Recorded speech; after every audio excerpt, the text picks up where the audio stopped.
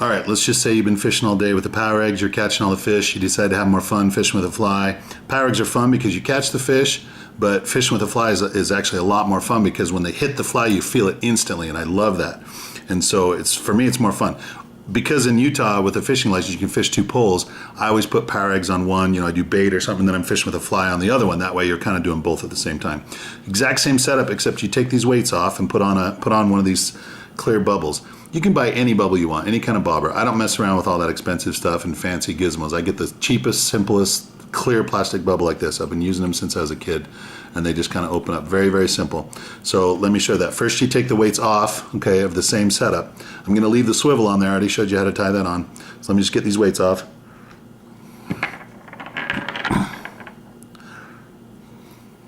Use pliers, but don't tell my dentist I always use my teeth. Just get those weights off, okay? So you're back to the swivel. Above the swivel, you put the bubble, okay? Now, I do it with the swivel already tied on there. That's just how I do it. The smaller end, where's my thing? Okay, the smaller end you want to go through. The bigger end feels like it'd be easier, but you got to push the line through the smaller end or you'll never make it. So above your swivel, you just pinch the line in 2 like this. Just make a little pinch in the line, okay? And then you stick that through the tiny end of the bubble. Okay, you can put the bubble on before you tie the swivel on. That's all right. I just don't like to do that. It slides around too much. I like this method better. So after the swivel's on, just pinch that tiny end, stick it through the small end of the bubble. And if you're getting old like I do, you got to remember your reading glasses, which I don't have with me right now. So let's just see how this goes.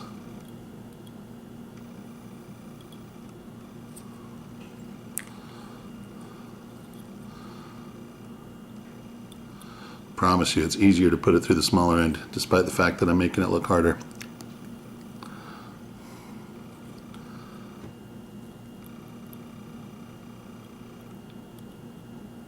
Okay, got it in there. There we go. Okay, so you push it all the way through till it comes out the other side. All right. And then now, okay, so here's the loop coming out the bigger side, and then you just run your swivel through. Okay, I've got those power eggs tied on the end of the swivel. I should have taken them off first, but I'm going to take those off the swivel so that the swivel doesn't have anything on it. Okay, so there's the loop, and just open that up and pull your swivel through that loop.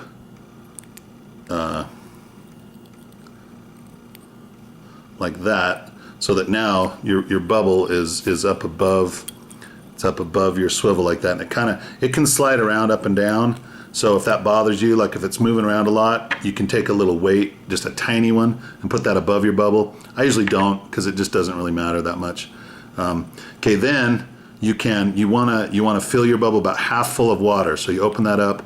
I've actually found it's easier to take a drink from a water bottle and push it in the bubble with my mouth. You can do that, or just stick it in the lake or in the stream or whatever. So fill that about half full of water. I'm not going to do that. So the next thing you do now is you tie your fly. So exact same thing is you tie, hold on, let me get this fly going here. So you tie a loop in the top of your leader, just like I showed you before. So right here, I already have this loop tied at the top of the leader. Okay, let's see if we can get that to focus on there. Okay, and you clip that on the end of your swivel. Okay, just like we had before. Okay, and again, I like doing that because now you can change out your fly. You're trying one fly, it doesn't work very well. Just tie some leader on a different fly, put a loop in it, clip it on the swivel, you're good to go. And then all the rest of this stays the same. Okay, so you get to the end of your leader. Now with a fly, this is called a fly behind a bubble. The bubble will, because these are dry flies, and they get, they'll sink in the water. Okay, and so this one's a mosquito that I've chosen. They sink in the water, so the bubble holds it at the top of the lake. So with the fly, you're fishing on the surface, okay? And so the bubble holds it at the top. The leader, you want to have at least 4 feet behind your bubble. You can go any length you want, but the further behind their bubble, the greater. I mean, fish, you think they're smart. They're really not that smart. I've seen them strike at my bubble and strike at the line and do everything. So I just put it about 4 feet behind the bubble. As you cast out that fly floats just beneath the surface, real slow, right behind your bubble.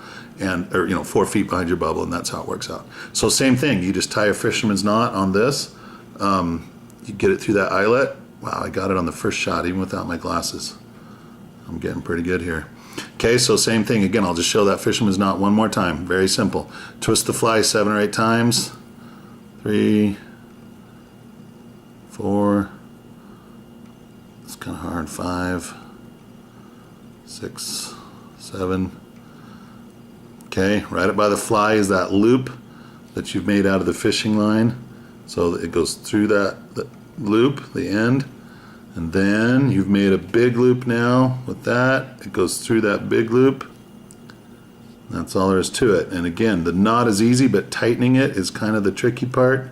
Okay, I can't get it through that loop. Okay, there we go, got it through. Okay, the tightening, you kind of hold on to the end. You can put that end in your mouth if you want, or hold it with the fly in your fingers like this, and then you pull the back end of the string. I'm not showing it on the camera. Can't see the fly. Pull the back end to tighten it up. Anyway, gives you a nice little knot. And then clip off that end. Clip it pretty close to the fly on this one, so the fish don't see it, I guess. Give a good tug on the fly and the line. Make sure you've got a really tight knot. Okay, and that's it. So you fill your bubble, you cast it out there. With this one, you reel very, very slow. You want to watch that bubble closely.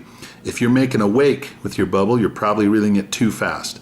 You know, you want to just barely move that through the water. This one's really fun because you cast it way out there, slowly reel it in, very, very slow. And then you watch the bubble, watch right behind it. You'll see the fish start striking on that fly. Once they hit it, boom, you feel it. Then you want to kind of snap your line and set the hook as best you can and reel them in. Also, when I'm reeling in with a fly like this, you can just go really slow, just keep it slow. But if you want to kind of tug at it here and there with your pole, just kind of snap, snap, you know, it makes the fly kind of jerk through the water a little bit, and that gives, I don't know, maybe it makes it look like it's alive or something, whatever. But again, any fly, small like this, very small, this one's actually larger, but you can get the tiniest fly you want, black or gray, even some with a little bit of yellow. They all work up in the Hayuinas. Every lake I've ever been to, every time, black or gray flies, small ones, you're gonna catch all the fish. Wonderful fun. So get it out there. When you see the fish rising on the water, they'll start hitting it. Even if it gets a little windy or rainy, they'll still hit your fly. You can't see your fly as much, the water's all ripply, they still hit it. So anytime, perfect way to fish. Good luck.